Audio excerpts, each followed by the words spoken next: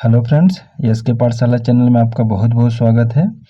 आइए दोस्तों, आज है कितना है 10 तारीख और 10 तारीख को सेकेंड शिफ्ट का एक क्वेश्चन है। और जो बच्चे नए हैं वो जान लेंगे, या जो बच्चे चैनल पर पहली बार विजिट कर रहे हैं उनको पता होना चाहिए कि किस चीज़ का पेपर चल रहा है। तो ये आरपीएफ कांस्टेबल का जो भी एग्ज़ाम चल रहा है, ये आज का सेकेंड शिफ्ट का क्वेश्चन है। ठीक है, जितने भी सेकंड शिफ्ट का क्वेश्चन आया है उसको हम लोग इस वीडियो में देखेंगे। तो चलिए हम लोग ज़्यादा बात ना करते हुए क्वेश्चन को स्टार्ट करते हैं। देखिए, पहला क्वेश्चन क्या था, सिरका में कौन सा अम्ल पाया जाता है। तो ये सबको पता होगा, एसिटिक अम्ल पाया जाता है। और ये एसिटिक अम्ल का फार्मूला क्या है, CH3COOH होता है, को एथनोइक अम्ल भी कहा जाता है। इसका pH वैल्यू कितना होता है, 2.5। ठीक है, चलिए अब नेक्स्ट क्वेश्चन हम लोग देख लें। और ये क्वेश्चन पूछा था MSEME का फुल फॉर्म या स्टैंडर्ड फॉर्म। ठीक है, तो देखिए एम से क्या हो जाएगा माइक्रो, फिर एस से हो जाएगा स्मॉल, फिर एम से हो जाएगा मीडियम, ई से हो जाएगा इंटरप्राइजेस। ठीक है, यानी micro, small and medium enterprises, इसका स्टैंडर्ड फॉर्म हो जाएगा। उम्मीद कर रहा हूँ ये आपको समझ में आ गया होगा। अगला क्वेश्चन देखेंगे हम लोग। देखिए, मुगल वंश की स्थापना किसने की थी।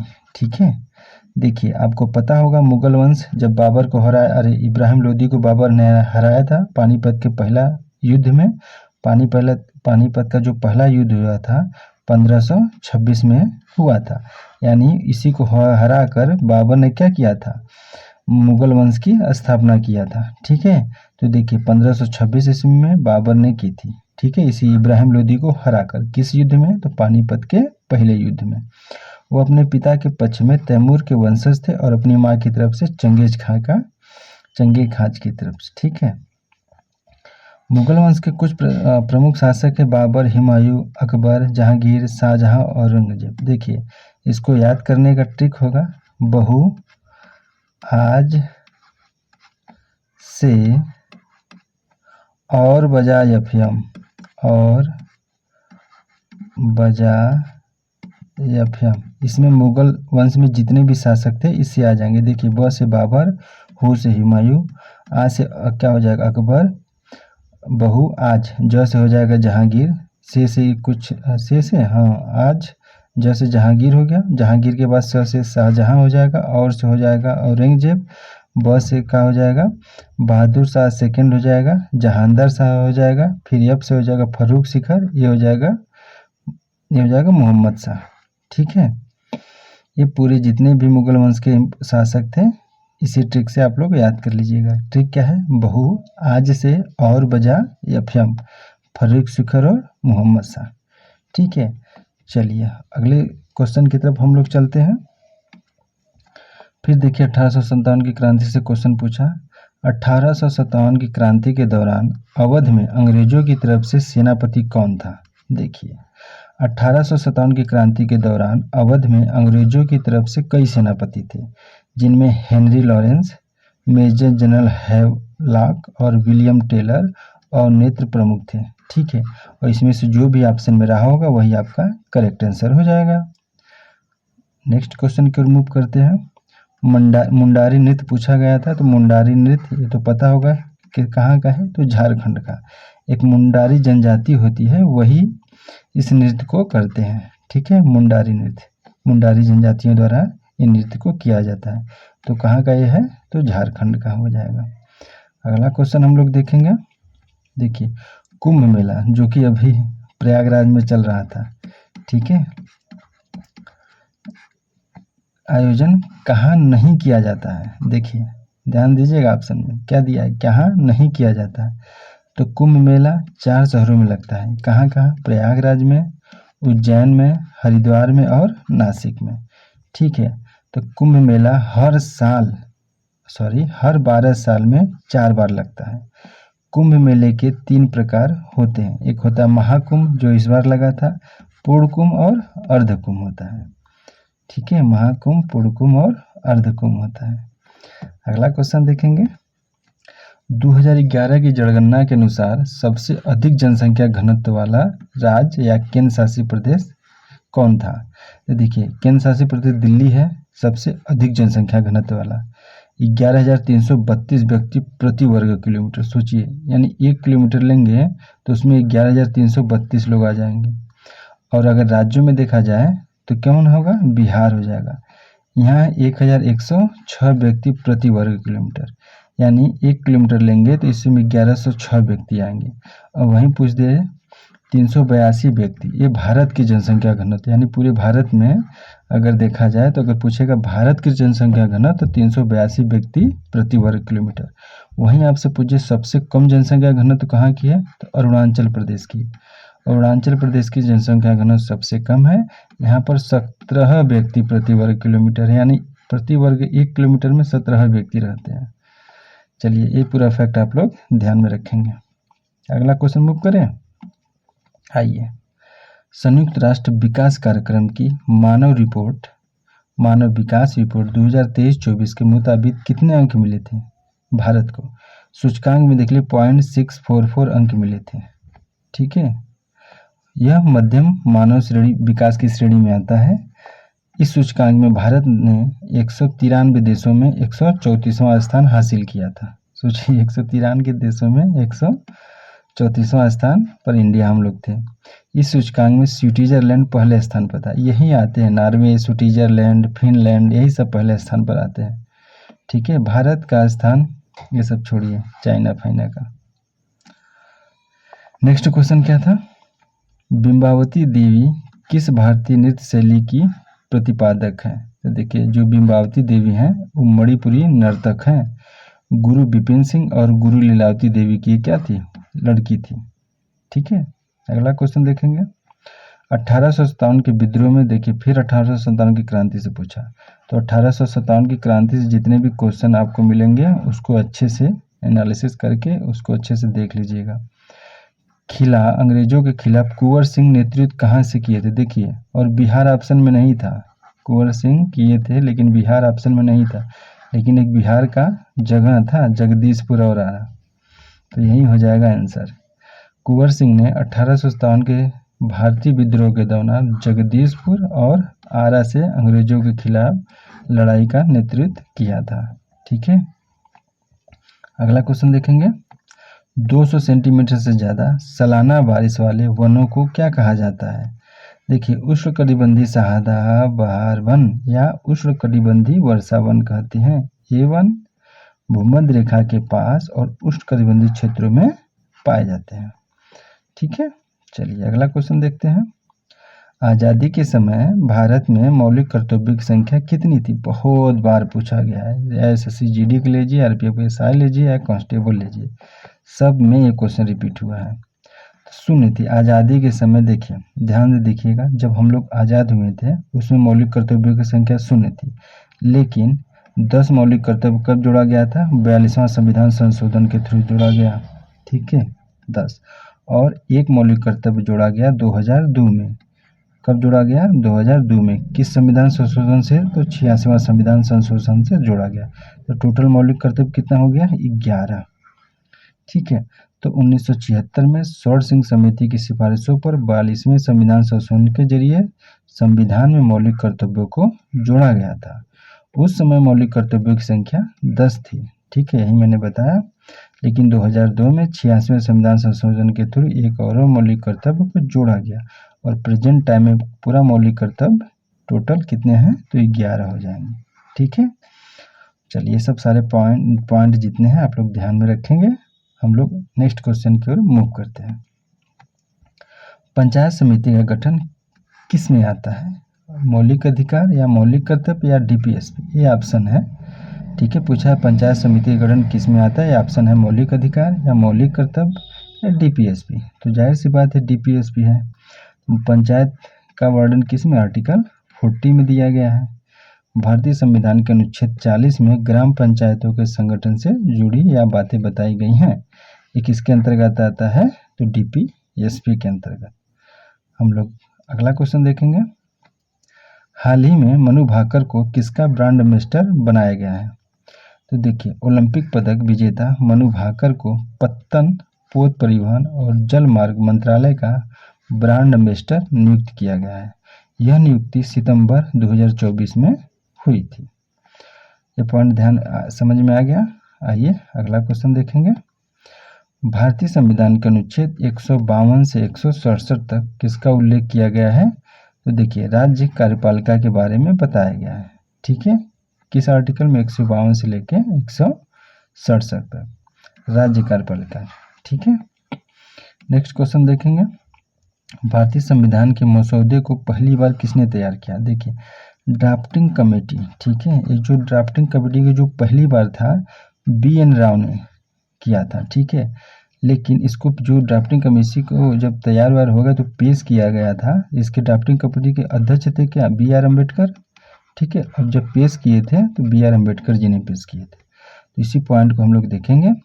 भारतीय संविधान का मसौदा तैयार करने का काम BN राव ने किया था। हालांकि इस मसौदे को संविधान सभा की मसौदा समिति के अध्यक्ष डॉक्टर BR अम्बेडकर ने संविधान सभा के सामने पेश किया था या रखा था। ठीक है, BR अम्बेडकर ड्राफ्टिंग कमेटी के क्या थे? ड्राफ्टिंग कमेटी के हेड थे या अध्यक्ष थे। ठीक है, देखिए नेक्स्ट क्वेश्चन क्या है। भारत के संविधान में किस अनुच्छेद के तहत जीवन और स्वतंत्रता का संरक्षण शामिल है? तो आर्टिकल 21 के अंतर्गत जीवन जीने की आपको स्वतंत्रता है। ठीक है, इसीलिए आप अगर आपको सरकार मरने नहीं देगी। ठीक है, अगर मरते हैं बच जाते हैं तो भी आपको सजा हो जाएगी। आपको जीने की स्वतंत्रता है लेकिन मरने की स्वतंत्रता नहीं है। ठीक है, हाँ ऐसा अपना संविधान है। महिला उद्यमी डॉक्टर शिवानी वर्मा द्वारा हाल ही में कौन सा AI टूल विकसित किया गया था? देखिए दिव्य दृष्टि विकसित किया गया था, जो चेहरे की पहचान जैसे अपरिवर्तनीय शारीरिक मापदंडों के साथ एकीकृत करता है। यहीं पर कुछ बच्चे ने बोला था कि दूसरा क्वेश्चन पूछा गया था कि AI टीचर कौन था। ठीक है, तो अगर ये क्वेश्चन दिया हुआ है तो ये आंसर हो जाएगा, अगर इसमें दिया हुआ है तो दिव्य दृष्टि हो जाएगा। ठीक है, अगर इसमें दिया होगा तो आपको आयरिस ये टीचर हो जाएगा, आयरिस इसका आंसर हो जाएगा। केरल के तिरुवनंतपुरम के KTCT हायर सेकेंडरी स्कूल में लॉन्च हुई आयरिस भारत की पहली AI टीचर है। यह एक ह्यूमनॉइड रोबोट है। इसे मेकर ल्यूप लैब्स एडुटेक ने विकसित किया था। ठीक है, अगर टीचर पूछा होगा ये AI टीचर तो इसका सही ऑप्शन होगा आयरिस। अगर आपसे ये क्वेश्चन पूछा होगा तो आपसे हो जाएगा दिव्य दृष्टि। हम लोग नेक्स्ट क्वेश्चन देखते हैं। 2024 में भारत और सिंगापुर के मध्य कितने समझौते हुए थे? तो 4 समझौते हुए थे भारत और सिंगापुर के बीच। नेक्स्ट क्वेश्चन है प्रत्यास्थता गुणांक की बीमाएं क्या होती हैं? देखिए m के पावर 0, l के पावर -1 और t के पावर -2 होता है। प्रत्यास्थता गुणांक का मात्रक न्यूटन प्रति मीटर स्क्वायर या पास्कल होता है। यही दाब का भी मात्रक होता है। ठीक है, नेक्स्ट है छोटा नागपुर पठार निम्नलिखित में से किन राज्यों को घेरे हुए है? तो देखिए यही तो है छोटा नागपुर पठार। ऐसे जब जाएंगे और बांग्लादेश से ये पूरा ये वाला एरिया बिहार झारखंड उड़ीसा ये सब लेते हुए यही है फैला हुआ है छोटा नागपुर का। ऊपर देखेंगे हजारीबाग का पठार है और इधर देखेंगे तो छोटा नागपुर का पठार। तो इस पठार में झारखंड, छत्तीसगढ़, पश्चिम बंगाल, बिहार और उड़ीसा के कुछ हिस्से शामिल हैं। नेक्स्ट क्वेश्चन क्या है? राज्यपाल की नियुक्ति कौन करता है? तो सबको पता है, तो राष्ट्रपति करता है। राज्यपाल की नियुक्ति, उनकी शक्तियां और राज्यपाल के कार्यकाल से संबंधित सभी विषयों पर भारतीय संविधान के अनुच्छेद 153 से अनुच्छेद 162 के अंतर्गत चर्चा की गई है। ठीक है, तो इसका सही ऑप्शन हो जाएगा क्या? राष्ट्रपति जी। वर्तमान में भारतीय रिजर्व बैंक की रेपो रेट क्या है? ठीक है, यानी RR रेपो रेट क्या है? तो 7 फरवरी 2025 को भारतीय रिजर्व बैंक यानी RBI ने रेपो रेट को 6.50 से घटाकर 6.25% कर दिया है। अगर इस डेट के पहले पूछा जाएगा तो आपका आंसर ये होगा, लेकिन इस डेट के अगर बाद पूछा जाएगा तो ये आपका ये हो जाएगा। यह कटौती 25 आधार अंकों की थी। नेक्स्ट क्वेश्चन पर मूव करते हैं। देखिए वेणुगोपाल किस शास्त्रीय नृत्य से संबंधित है? तो देखिए वेणुगोपाल बहुत नृत्य से, जब वेणुगोपाल देखेंगे ना तो बहुत लोगों से बहुत नृत्य से संबंधित है। भरतनाट्यम से, कुचिपुड़ी से भरतनाट्यम। ठीक है, तो ये ऑप्शन आप लोग देख लीजिएगा, इसका आंसर क्या होगा, कौन वेणुगोपाल थे। ठीक है, रामाराव वेणुगोपाल थे तो भरतनाट्यम से। कृष्णांजलि वेणुगोपाल भरतनाट्यम और कुचिपुड़ी दोनों से संबंधित है। पंडित गुरु वेणुगोपाल पिल्लई भरतनाट्यम। गुरु चित्रा गुरु गोपाल कथक को समर्पित था। ठीक है, एक जो चित्रा गुरु गोपाल है किससे संबंधित है? कथक से। तो इस क्वेश्चन को देख लीजिएगा कि किस वेणुगोपाल की बात कहे थे ऑप्शन के थ्रू।